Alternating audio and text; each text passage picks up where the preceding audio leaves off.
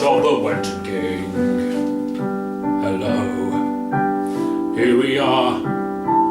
A review, critique, criticise.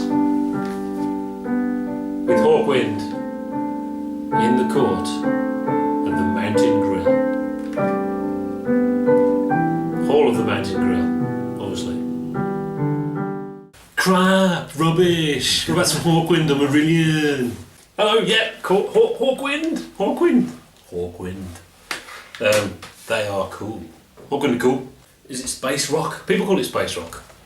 But a lot with a lot of genres that can mean lots of different things. And you've got Interstellar Overdrive. That's space rock because it's just nonsense. This isn't nonsense at all. This is rhythmic, sci-fi themed stuff, and it's all about the rhythm and the. I've tried to come up with a description, and the best thing I could come up with was loud, riffy ambient. That's what it is, isn't it? And it's all washes of keyboard, but riffy and which is great. But it is essentially rock, and that's the thing. Underneath is straightforward rock music. Lemmy's in the band. Don't think Lemmy was different then. Lemmy's doing the same thing he always did. Kingdom Come, from around the same time, Arthur Brown. I see that going into that same thing as well. Less so, than early Pink Floyd, which I don't think has anything to do with this at all. And this is their Led Zeppelin 4. Yeah. This is their famous one, the one you get first. And it's great, it's nice and varied, so a lot of it is, in a way, just like Motorhead, but not all of it. It's much more varied than that. So you've got nice soft bits, you've got dun dun dun stuff as well. And it's nice and balanced, the perfect 8 tracks. Although, in a way, you need the 9th track as well, I think, which is a bonus. Controversial. It's funny how, Hawkwind are funny. They're definitely funny, and they're intentionally funny, and they have a sense of humour. I'll talk about the title in a minute. And I think, for that reason, it's easy not to take them seriously and think, well, they're a bit silly, aren't they? And there's sort of a cult thing going on with playing at Stonehenge, but really, they're just a rock band, aren't they? But I think that there is a weightiness to it as well, actually, and I didn't realise this until I sat down and listened to the albums properly. And there is a romantic thing, a romantic period, that stuff in there, like Genesis, except it's not light and Genesis-y, but it still covers that era. I've read it, Googled a bit, and I discovered it, from what it sounds like, that was a transition, and this was where they were moving towards that, apparently. So yeah, it's really cool. Hawkwind, yeah. Hawkwind are, I think, underrated band. They are, as you say, they are widely mocked, and there are numerous reasons for that. But they were doing something very unique. Yeah. In a sense, it was sort of almost the rhythmic sort of thing, and the shows. They were like events where they were trying to do this sort of like shared experience thing. Yeah. So kind of, whereas like the Doors that we did before, the shamanistic thing going on with what's his face, the idea that he was some kind of weird shaman that would get the crowd into a frenzy. This is doing it a slightly different way. It's doing it with the music. Yeah. All of us together with the music. Yeah. So in that sense, it's very sort of like proto dance music. Or rave music or whatever. Well, yeah. Certainly what I see is the good part of that 90s thing. Yeah. Came from this kind of stuff. Yeah. Kingdom Come and things like that. Which is interesting because they're also, given us a sort of a precursor to punk, which is, such a varied, to have that kind of influence on such a disparate type of music. Yeah. Is quite special. The band is fraught with controversy. It's very difficult to get any solid information on there. So, they've had more band changes than Deep Purple, vastly more.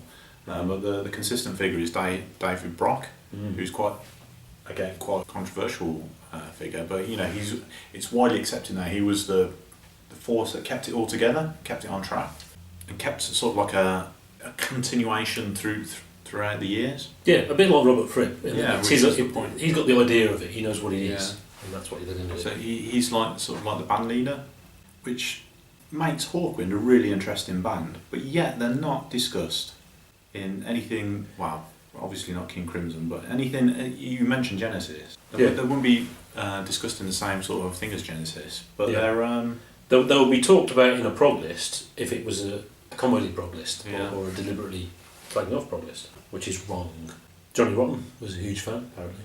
before he became Johnny Rotten, when he was just some guy, he was a big fan. And I think that's really significant. And he was a fan. Malcolm McLaren didn't like that. I think that's significant.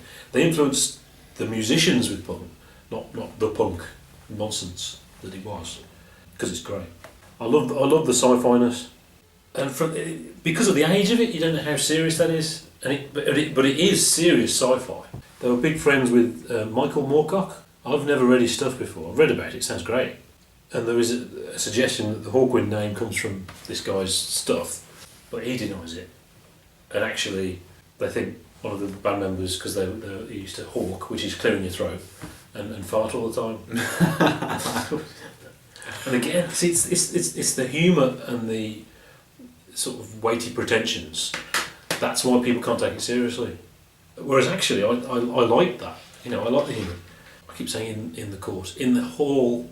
Let's just go hall of the Mountain Grill, obviously reference to Mountain King. And in the grove by gate and hill, mist cherry throng and murray clatter, stood the hall of the Mountain Grill, where tables straineth neath loaded platter. From the legend of beans on toast. Mountain Grill was actually the cafe they went to. I love the covers as well. The covers remind me of the sort of sci-fi kids books as a child. And you think about, prog covers and 70s covers, and they're talked about as a thing, and they're always rubbish. So this is great, I think. I like the sci-fi-ness. It reminds me of sometimes, a bit of computer programming books in the 80s, where the cover was the best bit, actually. The things are so good nonsense, you realise you could do it yourself, kind of thing. But the covers were all spaceships and cool little things to see, and that reminds me of that. So I think that's really good. Yeah. But yeah, this link with Michael Moorcock, who does this heavy sci-fi stuff, and he's got this concept of this thing called the Eternal Champion, which is the idea is that there's all these different dimensions, and the Eternal Champion is in all the dimensions as different people, blah blah, and that's something to do with Hawkwind as well, or something, I don't know. But it's interesting, there's a sword, which is part of that, called the Stormbringer, picked up by a certain Mr. David Coverdale, who denied he'd ever read the book, who didn't know anything about it, and said, no, this is just a mythological concept. The Stormbringer. No, it isn't. He says, yes, it is. I know that it's a standard thing. And he's nicked it, obviously, from this guy. But yeah, you talk about the live show and all that, and the dancer, Stacia, who would dance naked with luminous paint and with the lasers and everything, and the DJ and all that stuff, So they make these big shows and they have poetry readings. I wish I'd gone to see him now. Yeah, it sounds fantastic. Sounds good, doesn't it? But this album, we should talk about the album. Psychedelic Warlords. I think it's a great opener. It's got the politicians doing the wrong thing stuff. I know you're kind of cynical about that. I kind of like that kind of thing. I like You Better Believe It, because Lemmy sings the hook line, and it's just so Lemmy. That's just great. Hall of the Mountain Grill. I was hoping actually for this video. I tried to find the sheet music for Hall of the Mountain Grill. We could actually play it, but I couldn't. So that kind of went out the window. But that would have been cool. Lost Johnny as well was played by Motorhead. Paradox is great, and he's actually live, but it's a bonus track, so it looks like it wasn't actually on the original album. And Better Believe It as well. They're both live. I think they've got overdubs, but they're actually from a live performance put onto an album, Zappa style.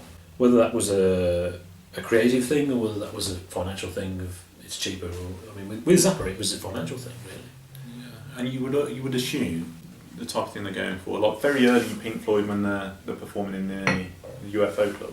These things would change over time and evolve quite radically. Mm-hmm. And I would imagine there's a peak there as well. So if you manage to catch the recording peak, you never sort of replicate that in a studio. So if you've got a good live performance, it would probably be better than you could ever pin down in the studio. If you've recorded it properly. All you have to do is record it properly. Very expensive in those days, that was the thing. But yeah, from my perspective, I'm coming from how much is this like Motorhead? Because I know Motorhead, because everybody knows Motorhead. And I don't really know Hawkwind as much as I should. I know them, obviously, and heard bits of them.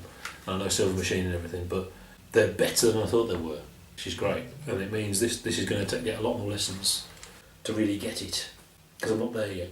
But I like the variation, because the first song starts and you think, yeah, that's what they're saying. That's Hawkwind.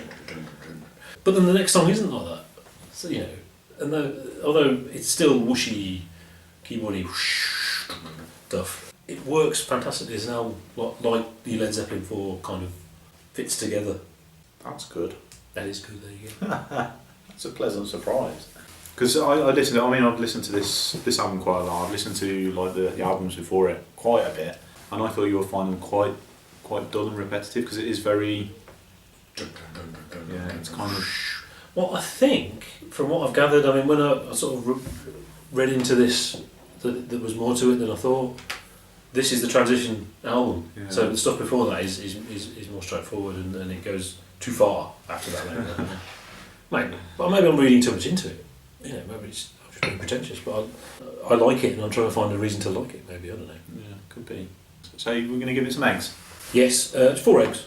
It has to be 4 eggs, I think. I don't think it's 5 eggs. Yeah, I agree with that. 4 eggs. 4 egg album.